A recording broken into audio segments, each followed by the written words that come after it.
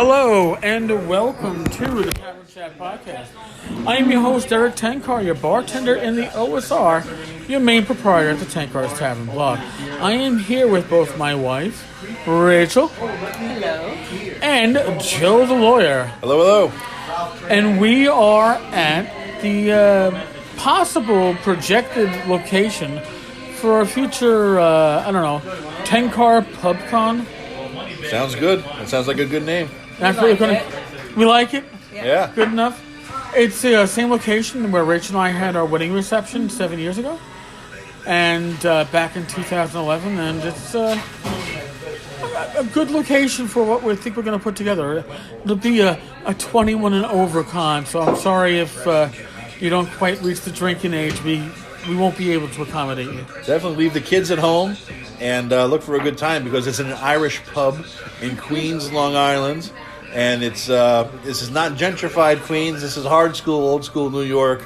People with the accent Queens. It's a good goddamn place. And you got good booze here. You got good people here. And everybody's named John, apparently. He works at the bar, from what I understand. So it's easy to get the bartender's name right. Well, you got John the bartender, John the Greek, John the owner, Kerry John, Jonathan. I've got a head injury, John. And Story behind that. There are many Johns. There are many Johns, but this one is special.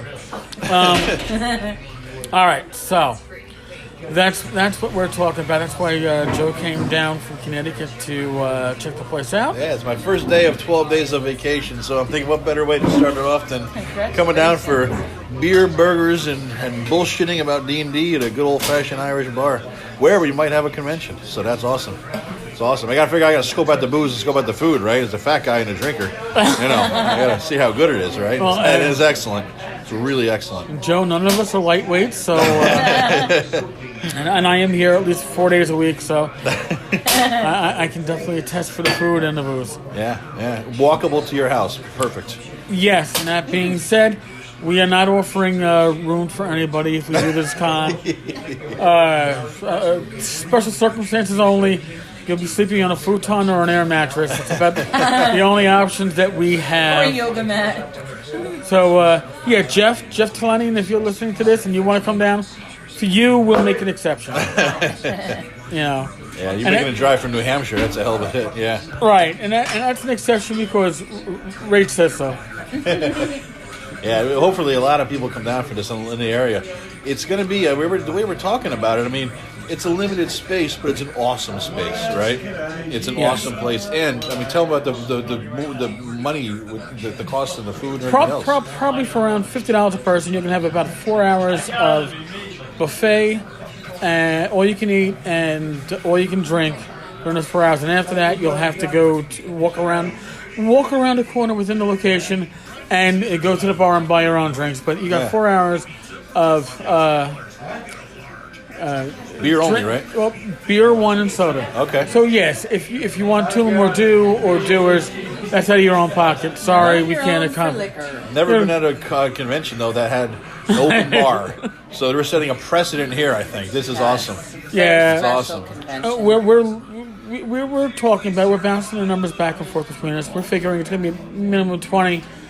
We're probably looking at the first year to cap at 40 because we're probably looking at $50 to $55 a head to account for the beer, booze, tip, food. Yeah. But it's a good place and a great setup here. And it's a good deal. The food's great. That's iced tea. Iced tea is excellent. Thank you. Long Island iced tea I recommend that as well. And they don't put the little stupid wedge in there because if you're drinking Long Island iced tea, you're drinking it for the booze, not for the wedge, which you can appreciate that. They don't put a lemon and wedge in it. No. Yeah, it doesn't make any sense. It doesn't make any sense, right? I do store it in my fingers, but that's not See, it makes it really special. Every once in a while I ask for some. If I'm hungry, He puts himself into his... No, it's okay, John. John the bartender, one of the Johns who work here. or attend here. Like I said, if your name isn't John or the name isn't John, mine isn't, obviously. You're the exception to the rule. Yeah, this is going to be a good time, though. And I mean, it's like Queens, Long Island, right? So it's a trek to get here, perhaps, for some people. but it's going to be well worth it because it's going to be, I think, the way we're talking about it, you might get so much interest and so much interest in who might come and who might want to play games. It might end up being limited attendance, invitation only at some point in the future.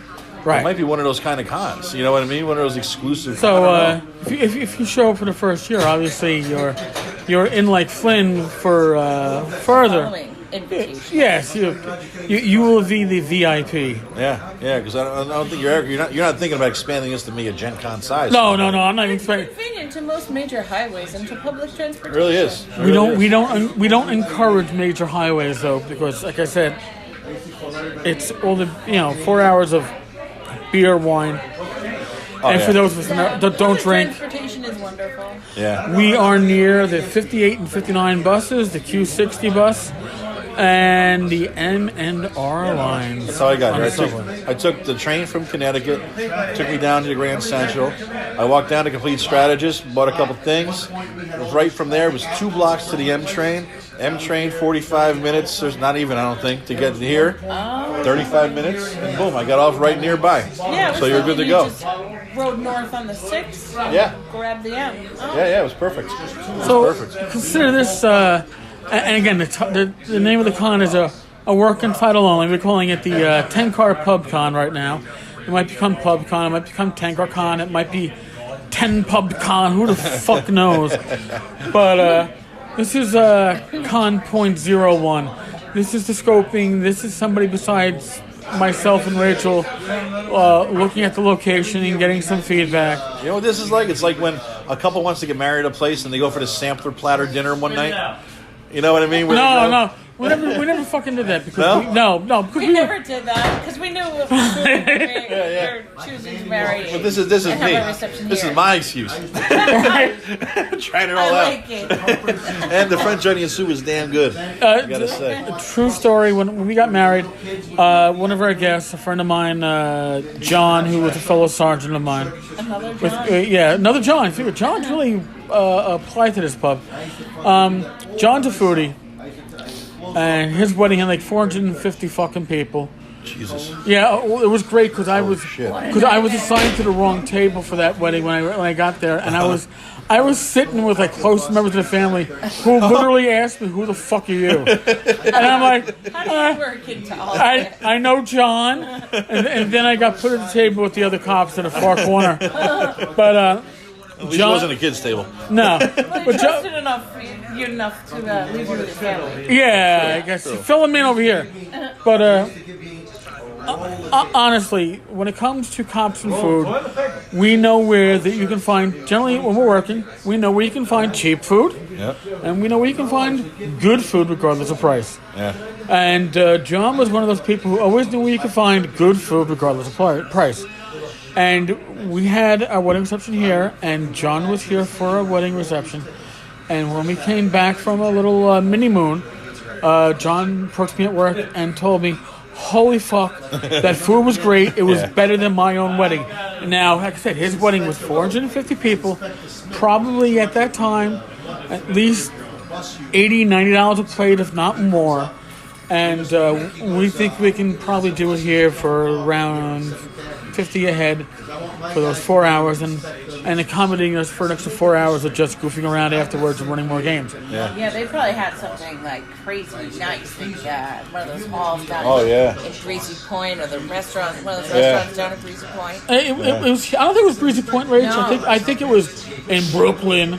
But in Brooklyn. Hey, John got married in Brooklyn. He got his house in Brooklyn. I think he was in Brooklyn. But Is it gentrified Brooklyn or real Brooklyn? no, it was gentrified It's Brooklyn. been gentrified. Yeah, It's tight. never not been. It's a tight high water pants Brooklyn. It's That kind of. the Marine Park Center of Brooklyn. Yeah, you know. that's always been pretty nice. Yeah. You know, Yeah. so The ironically bearded Brooklyn. Yeah. not that type of Brooklyn. Oh no. They don't talk like this. No, I'm not But talking. we did have a clinic when I used to work at Arms Acres that had a clinic there, and the main purpose of that clinic was to serve the Orthodox population. Oh, okay. Yeah. Okay. So there is a pretty significant population there. In Brooklyn, but not the Brooklyn that we're... All right. We really straight off topic. On this Yeah. one. No shit. I'm so Oh sorry. shit. Rambles. So, Race, you want to talk Leave about it to me. you want to talk about your current occupation and job satisfaction while we're at it? I prefer to decline that one. Boss might be listening. Listen, when it comes Tiger too. when it comes to any kind of occupation, there is no job satisfaction. No. The only satisfaction I have out of my job is they gave me retirement. Yeah. All right. And my vacation. I love our population, and we're doing the right thing by them. Okay. Well, I love our population here at the pub. The atmosphere here is great. Yeah. The location is, like I said, it's convenient. If it's on a weekend, yes, you can drive. You will find parking within 2 or 3 blocks. Don't park on a meter. It isn't worth it. Trust me. Get off Grand Avenue. Move on to the side street. You can park for free. Yeah. Now it's gonna be a one-dayer, right? We're going to do a one-dayer initially. And like I said, we're looking at around at least 20 people to kick it off. We're probably going to max around 40-ish. Okay. Only so we don't go crazy with what we're trying to do. Yeah. But it's going to require people to, we're going to have to require the monies up front and put into a situation where if we don't get enough to kick it off, that we can refund monies. Okay. The other thing we were talking about too, I think you said I was mentioning what kind of games, and you said, well, you didn't want to end up with such a limited space, games people won't play. So you might screen that or something? I think, I think we'll have a screening committee, and it's probably going to be you, me, and maybe one other. We'll look at what people are suggesting to play. Now, if you're suggesting to run like a Swordsman Wizardry, Osric, Astonishing Swordsman, Sorcerers of Hyperborea, Labyrinth Lore, DCC, we know the games are going to fill. Yeah. If you're running something a bit more obscure, you're probably going to have to tell me that you're going to be able to supply at least 4 or 5 players to that table, so we know that we can fill a table. Yeah. Oh, that's a good idea. Have the person leading the game do the engagement for people that are going to be participating. Otherwise, there's a waste of space at a table. And you got people who would be playing a game, want to be playing a game, but they don't want to play that game. Right. I don't want to hear complaints that, the GM at the table next to me had, he was scheduled for 8 players, and he allowed 10 players, 2 players to play in the game that weren't scheduled, and I had an empty table. We're not going to have empty tables. Yeah. And it's not because of walk-ups. We're not going to have empty tables because we're going to know who's going to be I'm gonna eat playing. that fucking piece of bread and roll and shove it down your throat myself. It's a little bit of the ambiance here. Goddamn mouth. You got your mouth open the whole time you hear me. You haven't put the fucking thing in there yet. Jesus Christ. I was gonna eat it. I love it. Welcome to my world. Yes. Like I said, this is a real New York Queens. This ain't bullshit Manhattan. Well, this was a brown bread. He doesn't know me. He's learning it now. I learned it. I like it. This is awesome. This is good. This is good. Much appreciated.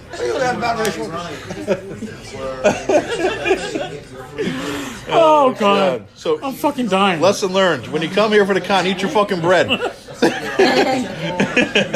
See, Joe, I was going to save the brown bread for you because you liked it. It was good brown bread, but It is good brown. you better eat it. You better eat it. He's looking at you. I don't want to get in trouble here. I know. The bread is still and the butter's got mold on it. I was going to wrap it up and save it for tomorrow. Oh, God, this is good. The bread is being consumed as we The speak health here. department was here, and so they signed off on it. Yeah, it's all good bread. They did sign off.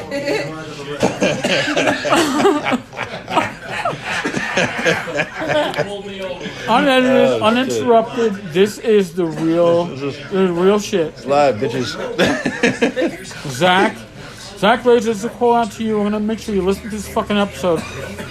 But you always told me I should do episodes live from the pub. Well, fuck you, cunt. This is it. The health department didn't test the bread, but you got a C instead of an A. I said bread's so moldy because he won't fucking eat it. It's been there for 3 fucking hours. Yeah, she's fucking an hour Yeah. I'm sorry I started this. I'm fucking gonna choke on this shit. Good. Oh my god. This is good. So, just so you know, we're not scripting shit. Oh, no fucking Oh, shit. fucking no. Oh my god. Yep. Oh. Can't make it up. All right. Where the hell were we? All right. So we think we kind of got the con down, right? We got the con down. All right. Now, what about where the fuck is Raji's fucking referee book? Do this month. Due this month, right? I mean, I funded this thing, 5 years ago? Some shit like that. Yeah. James's book is due this month. I have seen no updates on the fucking Indiegogo. I'll be nice enough. I'll ping Jane just like I'll. Am I overdoing pinging Stacy? Oh, God. You want to go there? No, probably not. No, but I mean, it's true. We She's not funded it. enough paying.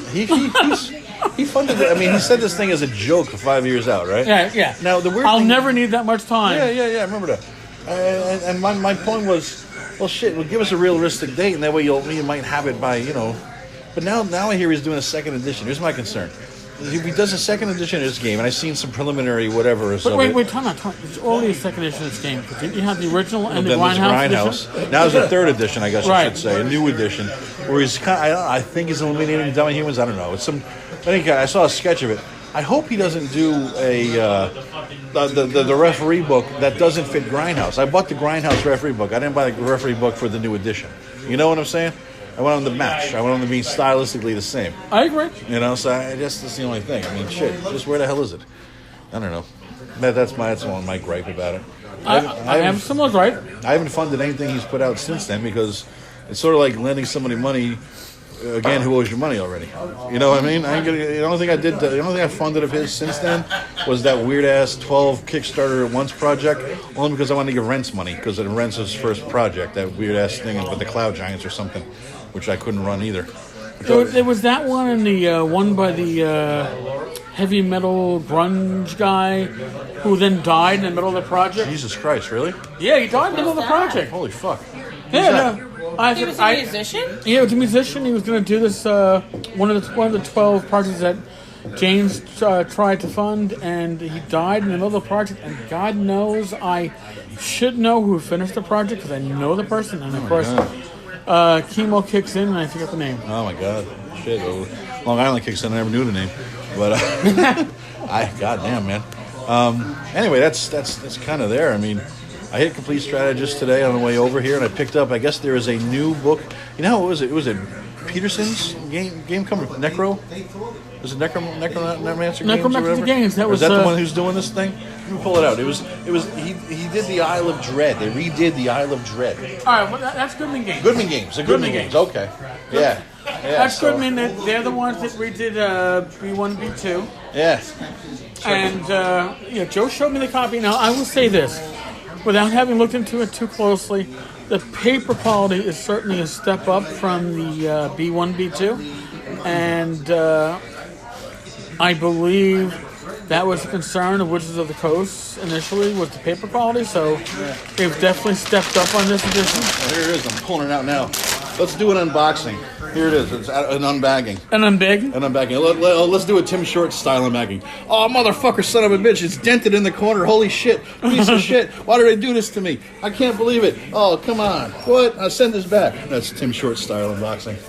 That was for you, Ivy. It's pretty freaking big.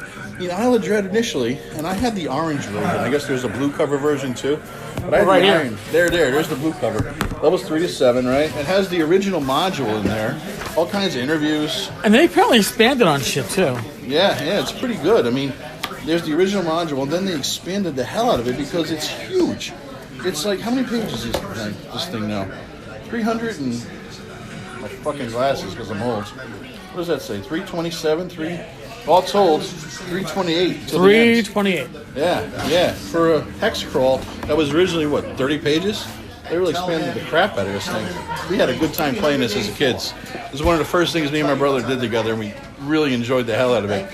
It was like King Kong, if I remember right, and dinosaurs and all that kind of shit. So I'm looking forward to I want to find a way to play this. You know what I mean? I want to find a way to fit this into somewhere.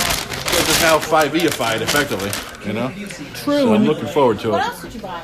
Oh, I bought this little holder for painting miniatures. I'm trying to get into this now. The Citadel Games has a handle. You'll hold your miniatures based on the base, and they build an extra large base holder. So you hold it. It looks like a freaking pacifier. But you hold it by the base, and you have to touch the actual miniature itself while you're painting. Oh, that's pretty cool. Yeah. It's pretty neat. $12.50. So, I was talking to the guy down there though today. I was telling Eric and Rachel this earlier. I was saying, I'm reading articles about New York City and how the rents are so freaking high, and people had to pay $20,000 a month for a small space somewhere. And the guy says to me, "Shit, I wish I only had to pay $20,000 a month." Could you believe that shit? You got to pay more than $20,000 a month. And then not only that, he says there's some bullshit too about fucking insurance. He says because the Complete Strategy is right next to the Empire State Building, he's got to pay terrorism insurance on top of this. Probably terrorism insurance. Holy shit! And I know for a fact that commercial electricity is not residential rates. It is anywhere from 5 to 10 times what you're paying as a residential. Jesus Christ! It's and you don't even own the building. Amazing. I mean, I'm hoping this guy stays. It's a family business. Been around 44 years, and I guess he's, a member of the family. I hope he stays in business because he's a freaking landmark. This place is a classic. It's like Mecca for goddamn gamers. You know what I mean? Yeah, there aren't many places like Complete. No. I hope he stays around, man. I mean, he's got a hell of an inventory. He knows his stuff. He's a good guy. He knows everybody comes in, shakes your hand, talks to you, real friendly. Just, if you can, buy from your local game stores because there's so few of them. And it's hard to make a buck these days on doing anything. Mm-hmm. So if you can, buy local, So, Joe, are we going to call this episode number 2 of the Not So Wondrous Tavern Chat? Okay, all right, that works. The Not So Wondrous Tavern Chat, okay, that works. That's a good deal. Oh, God. So what else is going on, guys? What are you up to? Plans? How'd your holiday go?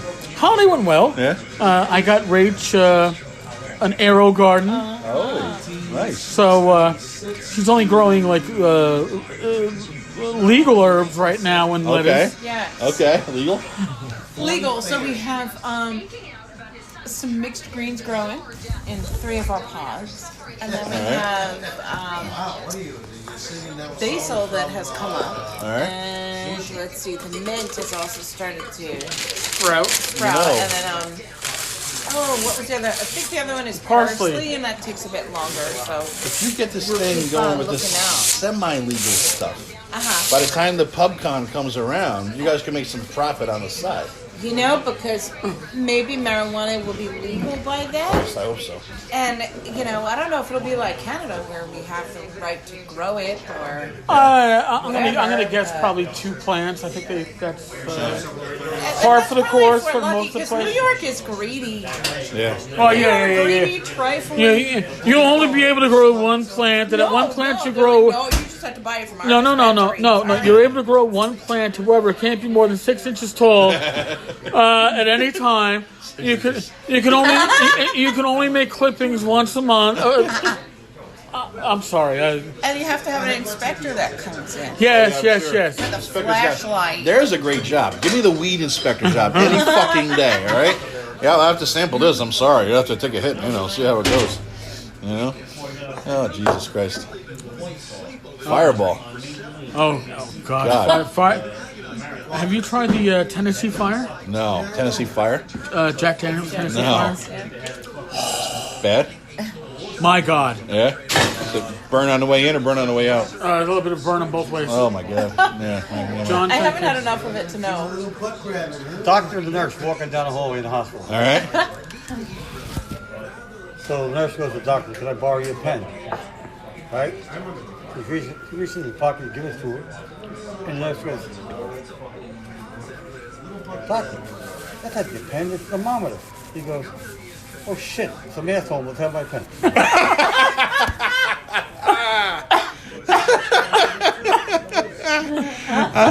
I think that's the perfect ending to this little podcast. You can't really do it much better than that. God bless. All right. Well, if you wanted to know what this location's like, now you know. Yep, little flavor here.